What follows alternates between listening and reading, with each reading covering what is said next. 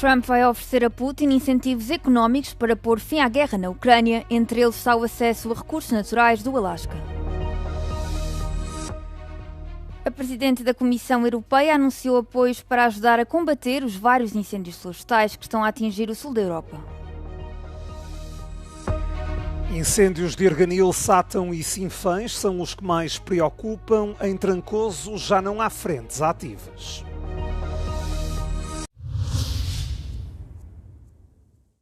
No momento em que Donald Trump se prepara para reunir com Vladimir Putin no Alasca, o presidente dos Estados Unidos revela estar pronto para apresentar uma proposta que inclui várias concessões económicas à Rússia em troca do fim da guerra contra a Ucrânia. Entre os incentivos estaria o acesso aos recursos naturais do Alasca, bem como aos minerais de terras raras da Ucrânia. Em Kiev, muitos ucranianos mostram céticos quanto à possibilidade da cimeira pôr fim à guerra. Тому що було вже достатньо зустрічей, перемовин, які обіцяли нам, простим людям, що щось вирішиться, що буде щось найкраще, війна закінчиться. Але, на жаль, цього не трапилось. Тому особисто я не вірю, що буде щось, якісь зміни. Os residentes de Moscou mostram-se mais esperançosos. От встречи я ожидаю мира. Я хочу, чтобы наконец прекратились войны, которые одолевают нашу планету в разных концах. Это неправильно, так не должно быть. Люди, они для чего? Они созданы были для того, чтобы жить в мире, а не для того, чтобы воевать. Trump consultou os líderes europeus na quarta-feira, que disseram que o presidente norte-americano lhes garantiu que daria prioridade à tentativa de alcançar um cessar-fogo quando falasse com Putin na sexta-feira.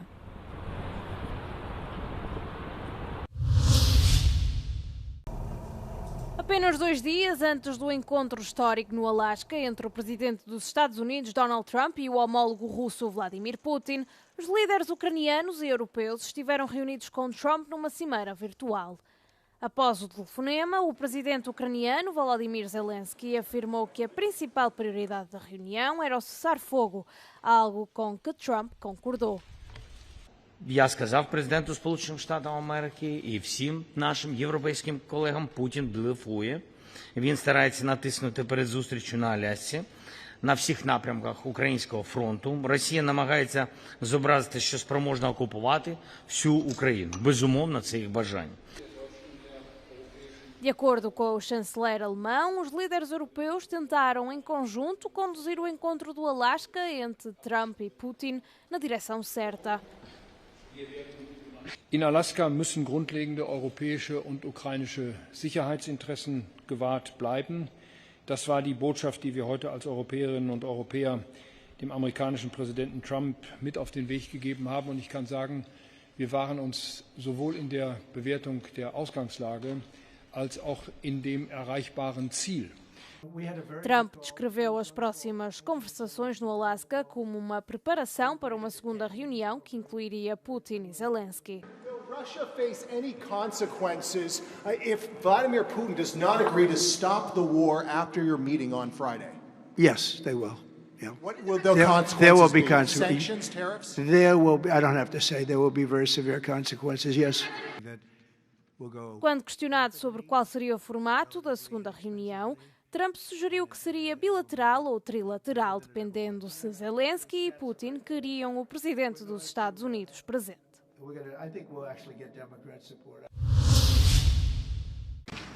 Pelo menos 8 pessoas morreram e 18 ficaram feridas após os ataques russos que atingiram a Ucrânia na noite de quarta para quinta-feira. Veículos aéreos não tripulados, mísseis e 45 drones foram lançados contra a Ucrânia, de acordo com a Força Aérea do país. O governador da região de Kherson disse que 4 pessoas foram mortas e 6 ficaram feridas na sequência de ataques a zonas residenciais e infraestruturas na região. As autoridades locais afirmam que outras 3 pessoas foram mortas em Donetsk e uma em Kharkiv, tendo várias ficado feridas.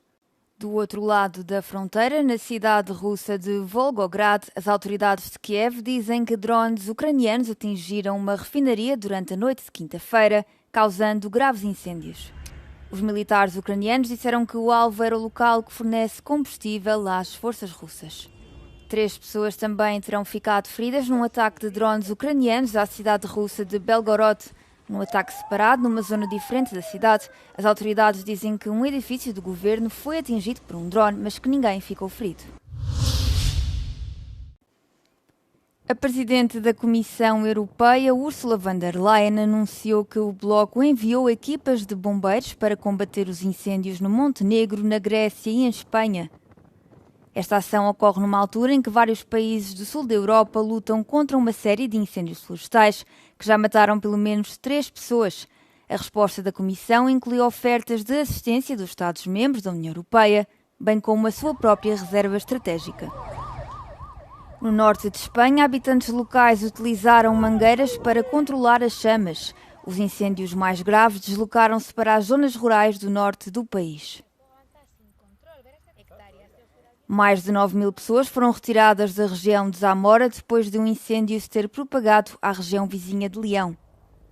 Já em Portugal, mais de 2.800 bombeiros continuam a combater os incêndios na quinta-feira. Este verão registaram-se alguns dos fogos mais intensos do país, com as chamas a destruírem milhares de hectares de terras. As equipas de emergência da Chequia juntaram-se às forças gregas para conter um incêndio em Megara, perto da capital grega Atenas. O fogo invadiu a cidade de Patras na noite de terça-feira, queimando casas e obrigando milhares de pessoas a fugir. Os incêndios florestais começaram depois das primeiras medições mostrarem que este verão seria o mais quente de sempre na Europa, o que está a resultar em fogos maiores e mais intensos. 2024 foi o ano mais quente de que há registro na Europa e no mundo, segundo o Programa de Observação da Terra da União Europeia, Copérnicos.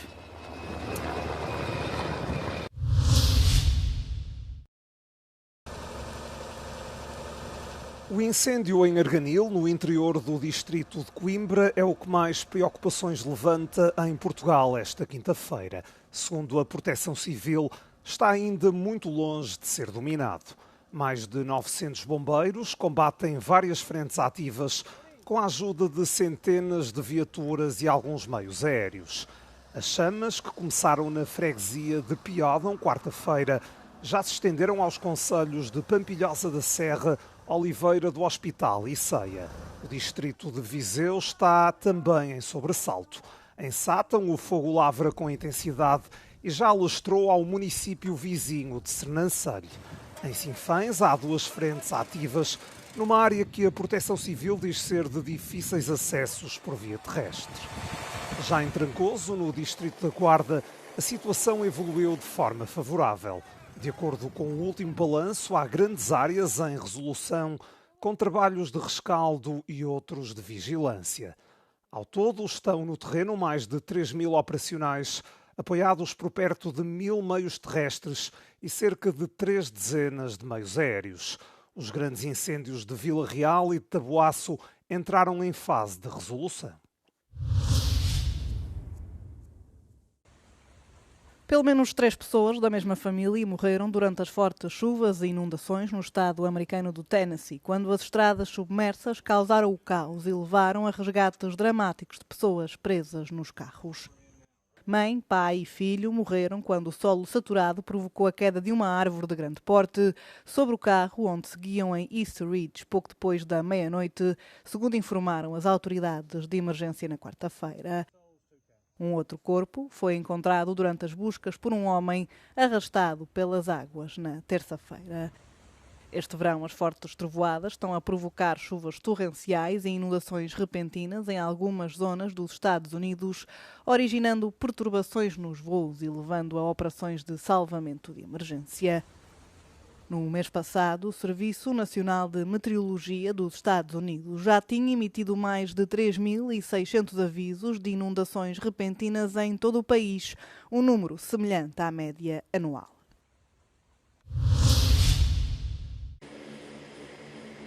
114 palestinianos já chegaram à Itália após serem retirados de Gaza, incluindo 31 crianças que necessitavam de cuidados médicos. 6 crianças e 22 dos seus familiares aterraram no aeroporto militar de Roma, enquanto os restantes tiveram como destino Pisa e Milão. A Força Aérea Italiana transportou os cidadãos palestinianos desde a cidade de Eilat, no sul de Israel. I bambini saranno ricoverati in diversi ospedali pediatrici italiani e si aggiungono già le altre decine e decine di bambini palestinesi che sono già ricoverati da noi e vengono curati.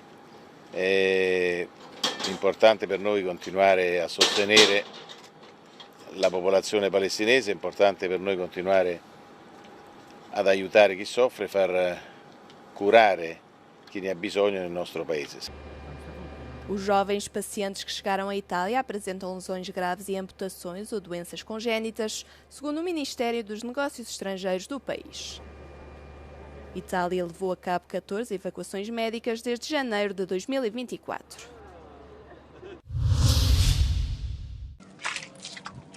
As forças de defesa de Israel aprovaram planos para uma operação alargada na faixa de Gaza. Como parte do plano aprovado pelo chefe do Estado-Maior Eyal Zamir, os militares israelitas deslocar-se-ão para áreas onde Israel acredita que o Hamas mantém os restantes reféns vivos. O plano expôs, no entanto, uma divisão entre os militares e o governo. Zamir avisou anteriormente que o plano poderia pôr em perigo a vida dos reféns e sobrecarregar ainda mais os militares. O primeiro-ministro de Israel, Benjamin Netanyahu, respondeu através de uma publicação no X, afirmando que se Zamir se opusesse aos planos, poderia demitir-se. A declaração surge numa altura em que a indignação mundial tem vindo a crescer devido ao aumento constante do número de civis mortos em Gaza. Segundo as autoridades locais, dezenas de palestinianos que procuravam ajuda foram novamente mortos por disparos israelitas.